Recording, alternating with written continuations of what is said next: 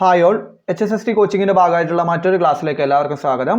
ഇന്നും നമ്മൾ differential ഇക്വേഷനുമായി relate ചെയ്യുന്ന രണ്ട് മൂന്ന് പ്രോബ്ലംസ് ആണ് നമ്മൾ ഡിസ്കസ് ചെയ്യുന്നത്. ഇതും പ്രീവിയസ് ക്വസ്റ്റ്യൻസ് ആണ്. അപ്പോൾ ആ ക്വസ്റ്റ്യൻസിലേക്ക് നമുക്ക് വരാം.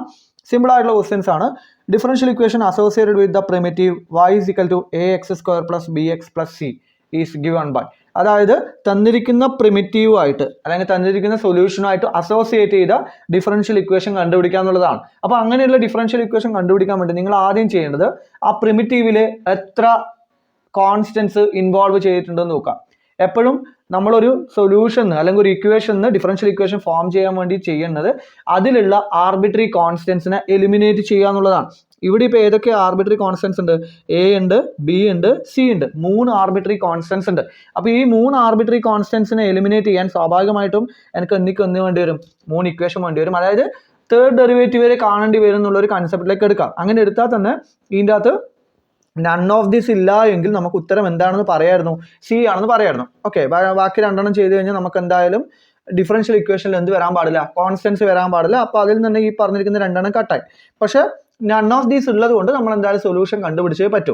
എക്സാം പോയിന്റ് ഓഫ് വ്യൂവിൽ നോക്കുകയാണെങ്കിൽ ഇവിടെ നൺ ഓഫ് ദീസിന് പകരം വേറെ ഏതെങ്കിലും ഒരു ഇക്വേഷൻ തന്നു എന്നായിരിക്കും. d² y/dx² is equal to 0 എന്നുള്ളൊരു ഇക്വേഷൻ തന്നു എന്നായിരിക്കും. അപ്പോൾ സ്വാഭാവികമായിട്ട് നമുക്ക് എന്ത് വരിക? ഇതായിരിക്കും ഉത്തരം എന്ന് പറയാം. പക്ഷെ ഇവിടെ ഇപ്പം നൺ ഓഫ് ദീസ് ഉള്ളത് കൊണ്ട് നമുക്ക് അങ്ങനെ ഒരു പോസിബിലിറ്റി ഇല്ല. അപ്പോൾ നമ്മൾ ആദ്യം ചെയ്യേണ്ടത് ഈ തന്നിരിക്കുന്ന ഇക്വേഷനെ with respect to x differentiate ചെയ്യുക. അപ്പം dy/dx എന്ത് വരും?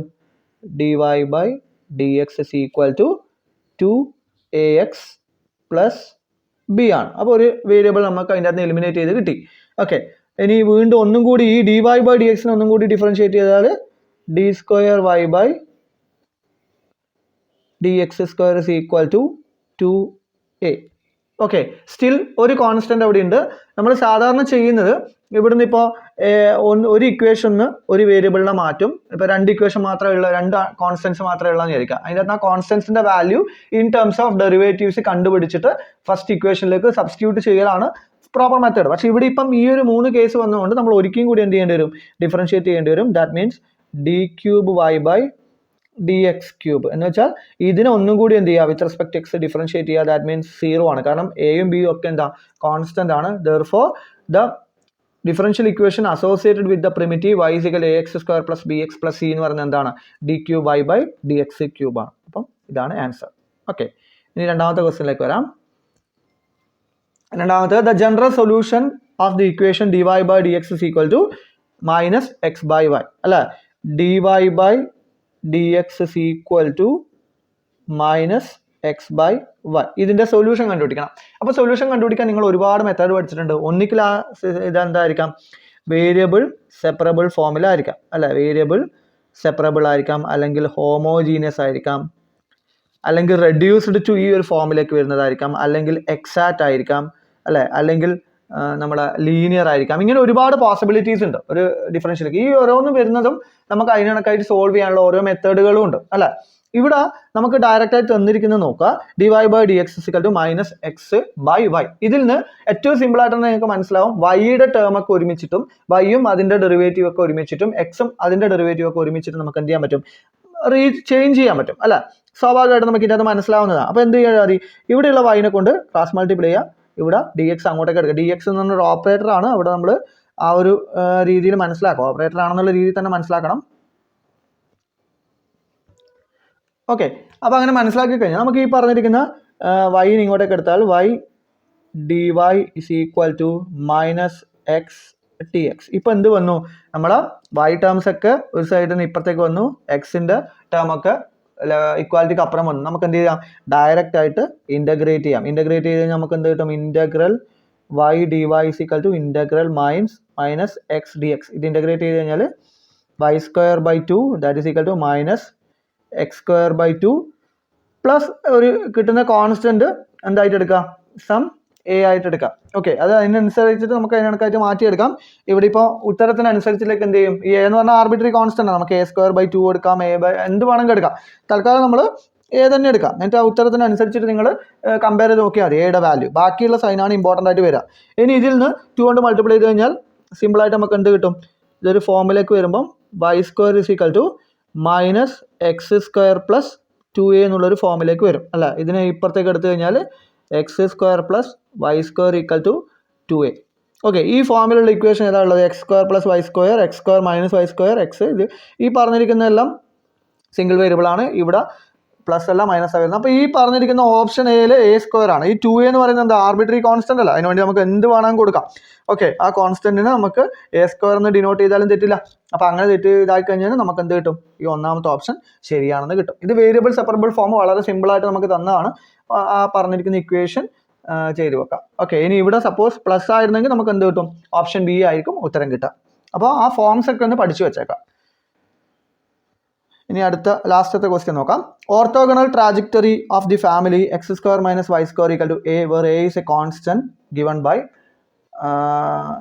Is given by. അതായത് തന്നിരിക്കുന്ന ഇക്വേഷന് കറസ്പോണ്ടിങ് ആയിട്ടുള്ള എന്ത് കണ്ടുപിടിക്കണം?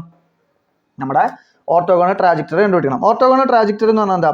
ഒരു സിസ്റ്റം ഓഫ് ലൈൻസിന് ഇപ്പോൾ കുറേ ലൈൻസ് ഉണ്ടെന്ന് വിചാരിക്കുക. അതിന് ഓരോ ഇതിലുള്ള ആ ഫാമിലിയിലുള്ള എല്ലാ പോയിന്റ്, കാരണം ഫാമിലി എന്ന് പറയാൻ കാരണം എക്കും വാല്യൂ മാറ്റി മാറ്റി കൊടുക്കുന്ന സമയത്ത് നമുക്ക് എന്ത് കിട്ടിക്കൊണ്ടിരിക്കും? പല രീതിയിലുള്ള ഹൈപ്പർബോളസ് ഇങ്ങനെ കിട്ടിക്കൊണ്ടിരിക്കും. അപ്പോൾ ഈ പറഞ്ഞിരിക്കുന്ന ഇവിടെ ഹൈപ്പർബോളയാണ് ഏതെങ്കിലും ഒരു കർവ്. അപ്പോൾ ആ സെറ്റ് ഓഫ് ഫാമിലി കർവ്സിന്റെ ഓരോന്നിനും എന്തായിരിക്കണം? പെർപെൻഡിക്കുലർ ആയിട്ട് നമ്മൾ വരക്കുന്ന. പെർപെൻഡിക്കുലർ എന്നുള്ളത് ഉദ്ദേശിക്കുന്നത് ഇവിടെ ഇപ്പോൾ ഈ രണ്ട് കർവുകൾ പെർപെൻഡിക്കുലർ ആവണമെങ്കിൽ അതിന്റെ ടാൻജന്റുകൾ നമ്മൾ എന്ത് ചെയ്യണം? പെർപെൻഡിക്കുലർ ആവുക എന്നുള്ളതാണ് അല്ലേ? രണ്ട് കർവ് ഇന്റർസെക്ട് ചെയ്യാന്ന് പറയുമ്പോൾ അവിടെയുള്ള ഇന്റർസെക്ഷൻ കണ്ടുപിടിക്കാൻ വേണ്ടി നമ്മൾ എന്താ ചെയ്യുക? രണ്ടിന് ടാൻജന്റുകൾ പെർപെൻഡിക്കുലർ ആണോ നോക്കും. അങ്ങനെയാണെങ്കിൽ അത്തരം കർവുകളെയാണ് നമ്മൾ എന്ത് വിളിക്കുക? ഓർത്തോഗണൽ ട്രാജക്ടറി എന്ന് വിളിക്കുക.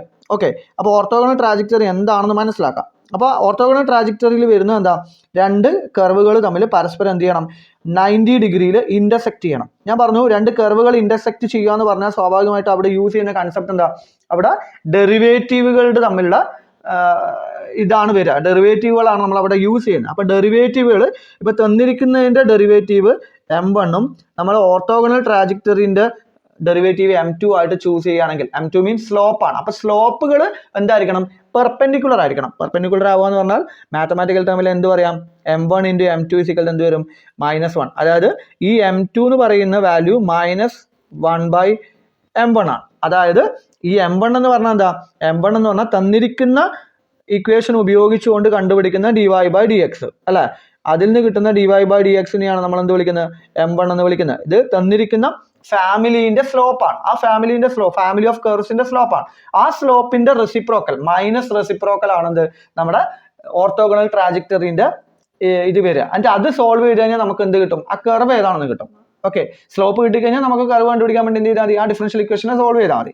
അപ്പോൾ അതിന് വേണ്ടിയിട്ട് ഇപ്പോൾ dy/dx = m1 ആയതുകൊണ്ട് ഇതിന് നമ്മൾ ഈ രീതിയിൽ കൊടുത്തു കഴിഞ്ഞാൽ -dx/dy എന്നുള്ള രൂപത്തിലേക്ക് വരും. അല്ലെങ്കിൽ -1/dy/dx എന്താണെന്ന് വെച്ചാൽ അതവിടെ കൊടുക്കുക. ഇവിടെയാണ് നമുക്ക് എന്ത് വരിക? ഈ പറഞ്ഞിരിക്കുന്ന വാല്യൂ നമുക്ക് കണ്ടുപിടിക്കാം. അപ്പോൾ അതിന് വേണ്ടിയിട്ട് നിങ്ങൾ ആദ്യം dy/dx എന്താണെന്ന് നോക്കാം. ഓക്കെ, അപ്പോൾ ആ dy/dx കണ്ടുപിടിക്കാൻ വേണ്ടിയിട്ട് ഇവിടെയുള്ള ഇക്വേഷൻ ജസ്റ്റ് നമ്മുടെ കയ്യിലുള്ള ഇക്വേഷൻ എന്താ? x² - y² = a ആണ്. With respect to x differentiate ചെയ്യുക. 2y dy/dx = 0 which implies dy/dx = നമുക്ക് എന്ത് കിട്ടും? ഈ പറഞ്ഞ x/y എന്ന് കിട്ടും. ഓക്കെ, dy/dx x/y ആണെങ്കിൽ m2 എന്ന് പറയുന്നത് എന്താ? -1/dy/dx അല്ലേ? ഇത് ശരിക്കും എന്താണ്? m1 ആണ്. സ്ലോപ്പ് ഓഫ് ദ കർവ് ആണ്, ഫാമിലി ഓഫ് കർവ്. അപ്പോൾ അതിൻ്റെ ഇതിലേക്ക് വരുമ്പോൾ -1/x/y ദാറ്റ് ഈസ് എന്ത് വരും? -y/x. അപ്പോൾ ഈ പറഞ്ഞിരിക്കുന്ന m2 എന്ന് പറയുന്നത് എന്ത് വരും? m2 എന്ന് പറയുന്നത് dy/dx = അത് നമ്മൾ എന്ത് ചെയ്യുക? സാധാ രീതിയിൽ സോൾവ് ചെയ്ത് വെച്ചേക്കാം. ഓക്കെ, dy/dx - അപ്പോൾ കിട്ടിയിരിക്കുന്ന ലാസ്റ്റ് ഇക്വേഷൻ മാത്രം, അതായത് -1/dy/dx സോൾവ് ചെയ്യുന്ന സമയത്ത് നമുക്ക് ഇങ്ങനെ കിട്ടും. dy/dx = -y/x. ഇതിനെ സാധാ രീതിയിൽ നമ്മൾ എന്ത് ചെയ്യുക? സോൾവ് ചെയ്യുക. ഇതും ഏത് ഫോമിൽ തന്നെയാണ്? തൊട്ട് മുന്നേ നമ്മൾ പ്രോബ്ലം പറഞ്ഞ മാതിരി വേരിയബിൾ സെപ്പറബിൾ ഫോം തന്നെയാണ്.